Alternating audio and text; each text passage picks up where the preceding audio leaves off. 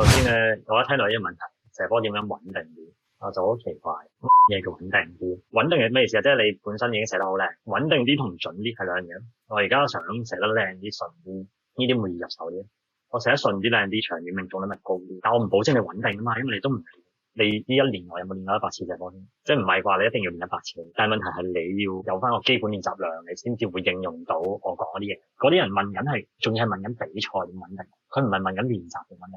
首先你唔好諗比賽呢樣嘢先啦，你諗你練波點樣進咗先啦。冇人 mark 你點進咗先啦，唔講，唔係10球有10球，都起碼有個目標係10球入7、8球啦。再睇翻你身體咧，你身體 fit 啲嘅咪容易啲進啲咯。你身體又唔 fit，又夜瞓，食又唔知食啲咩，身形又唔知點，天生嘅基因又唔係好，後天又冇努力。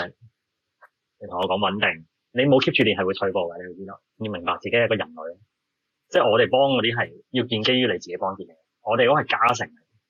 你本身唔幫自己咧，我哋嘅作用係零咯。